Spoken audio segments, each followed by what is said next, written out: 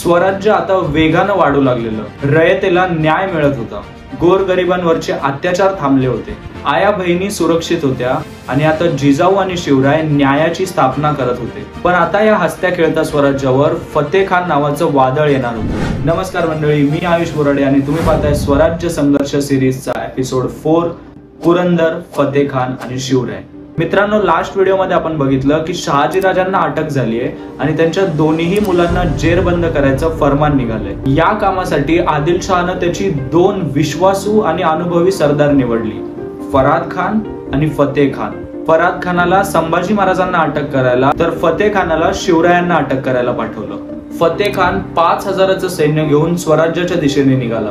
वर तर वर आदिलशहानं स्थानिक वतनदारांना धमकीचं पत्र पाठवलं होतं की फतेह खानाला मदत करा नाहीतर परिवारासकट मारून टाकू। आता फतेह खान इकडे पोहोचला आणि बेळसर जवळच्या करे पठाराच्या इथे तळ ठोकून बसला। सगळ्या गोष्टी एकदम अनपेक्षितपणे घडत होत्या। स्वराज्याचं स्वप्न तुटतंय का काय असा देखील प्रश्न काहींच्या मनात होता। कोणीही घाबरून आणि गोंधळून जाईल अशा घटना घडत होत्या। पण आऊसाहेबांनी शिवरायांना यातून मार्ग दाखवला।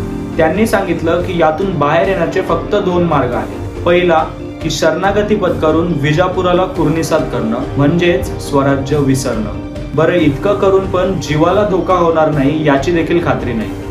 जो माणूस तुमच्या वडिलांसोबत म्हणजेच शहाजीराजांसोबत दगाफटका करू शकतो त्याच्यावर विश्वास ठेवणं म्हणजे हलगर्जीपणा। आणि दुसरा मार्ग असा की फतेह खानाला असा प्रतिकार करणं की आदिलशहाला स्वराज्य आणि मराठा काय ते समजेल। मित्रांनो, डू ऑर डाय अशी परिस्थिती झाली होती आणि 12 मावळातून 18 पगड जातीचे 3000 मराठे पुरंदरावर एकत्र आले। या 3000 मावळ्यांमध्ये जेधे, बांदल, पासलकर, जगताप, वाघ, काटे, इंगळे, देशमुख व असे खूप मोठे सरदार होते। पण या सगळ्यांचा नेता होता अवघ्या 18 वर्षाचा मुलगा म्हणजेच आपले शिवराय। शिवरायांना तोपर्यंत प्रत्यक्ष लढाईचा अनुभव नव्हता, पण जिद्द, आत्मविश्वास आणि त्यांच्या भावंडासारख्या मावळ्यांना घेऊन ते लढाईत उतरणार होते। खानाकडे 5000चं सैन्य आहे, त्यात स्थानिक लोकांकडून मदत मिळणार ती वेगळी, पण शिवरायांकडे फक्त 3000 मावळे, हत्यार देखील कमी आणि कोणाकडून मदतीची अपेक्षाच नाही। या सगळ्याचा विचार करून महाराजांनी त्यांचा व्ह्यू रचला म्हणजे स्ट्रॅटेजी डिसाइड केली। खान बेळसरकडे तंबू ठोकून बसले। तिकडे जाऊन त्याच्याशी लढाई करणं शक्य नव्हतं, त्यामुळे तो पुरंदरकडे कसा येईल ह्याच्यावर महाराजांचं पूर्ण लक्ष होतं। बेळसरच्या ठाण्यापासून सुभानमंगलचा किल्ला जवळ होता आणि तो आपल्या ताब्यात देखील होता। तेव्हा फतेह खानानं बाळाजी हैबतरावाला सुभानमंगल किल्ला घेण्यासाठी पाठवलं आणि मावळ्यांनी फारसा प्रतिकार न करता सुभानमंगल किल्ला त्याच्या ताब्यात दिला। खान पहिल्यापासून अहंकारात होता, कारण 18 वर्षाच्या एका मुलाला हरवायला आदिलशहानं 5000चं सैन्य देऊन त्याला पाठवलं होतं आणि सुभानमंगलचा किल्ला जिंकला हे समजल्यावर त्याचा अहंकार अजून वाढला। पण महाराजांना हेच हवं होतं याची त्याला कल्पनाच नव्हती। सुभानमंगल तर एक बहाणा होता, पण खरं कारण खानाचं सैन्य 2 भागात वाटायचं होतं आणि तसंच झालं। रात्र गेली आणि दुसऱ्या दिवशी सकाळीच मावळ्यांनी सुभानमंगल परत ताब्यात घेतला आणि गडावर आदिलशाही सैन्याची जी काय हत्यारं होती आणि खजाना होता तो पुरंदरकडे रवाना केला आणि पहिली योजना सफल झाली। हे होताच महाराजांनी बाजी पासलकरांना थेट खानाच्या छावणीवर हल्ला करायला सांगितला। बाजींनी ही कामगिरी एकदम चोखपणे पार पाडली। खानाला धडकी भरेल असा हल्ला बाजींनी त्याच्या छावणीवर केला व परत माघारी आले। हे सगळं होईपर्यंत सुभानमंगल किल्लाही आपल्या हातातून गेलाय ही खबर खानाला आली आणि ही खबर ऐकताच खान एकदम बेचैन झाला आणि त्याने रागाच्या भरात पुरंदरवर हल्ला करा असा आदेश दिला आणि महाराजांना जे हवं होतं तेच झालं।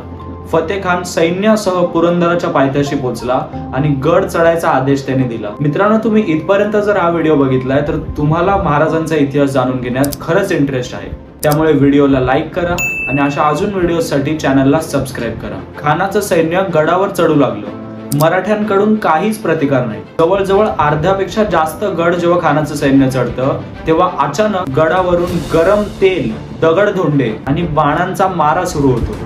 हे सगळं होताना खानाचे खूप सैनिक मारले जातात आणि उरलेले आपला बचाव करण्यासाठी माघारी पळू लागतात। पण इतक्यात गडाचा महादरवाजा उघडून महाराज आणि इतर मावळे सैन्यावर तुटून पडतात। त्यातून गोदाजी जगताप यांनी मुसे खानाच्या छातीत भाला घातला आणि बाजी जेधे, बाजी बांदल, कान्होजी जेधे, बाजी पासलकर, भैरवजी भीमाजी या सगळ्यांनी तलवारीची अशी शर्त केली आणि पराक्रम गाजवला। खानाचं सैन्य गड उतरून जिथे बघू तिथे पळू लागलं आणि मराठे त्यांना पळून पळून मारत होते। सासवड पर्यंत मराठ्यांनी खानाचा पाठलाग केला, पण या दरम्यान एक चुकामुक झाली आणि त्याच्यात बाजी पासलकरांच्या तुकडीवर हल्ला झाला। बाजींना या हल्ल्यात वीर मरण पावलं आणि स्वराज्याने एक हिरा गमावला।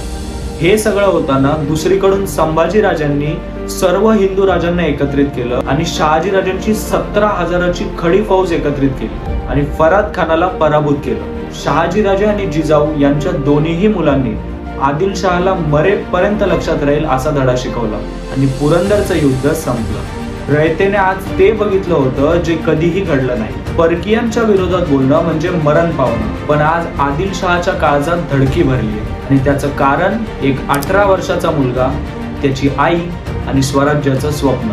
पिढ्यानपिढ्या झुकलेल्या माना आज अभिमानानं ताठ वर झाल्या होत्या आणि या सह्याद्रीत हर हर महादेवच्या गर्जना घुमू लागल्या। आऊसाहेबांनी सगळ्या मावळ्यांचं कौतुक केलं आणि कान्होजी जेधेंच्या मुलाला, बाजी पासलकरांच्या नातवाला म्हणजेच बाजी जेधे यांना सर्जेराव हा किताब दिला। सर्जेराव जेधे। स्वराज्याची पहिली लढाई तर झाली होती, आता पुढे काय होईल तुम्हाला काय वाटतं कमेंट करून सांगा। व्हिडिओ आवडला असेल तर लाईक करा, चॅनलला सबस्क्राईब करा। भेटूया नेक्स्ट व्हिडिओमध्ये। जय शिवराय।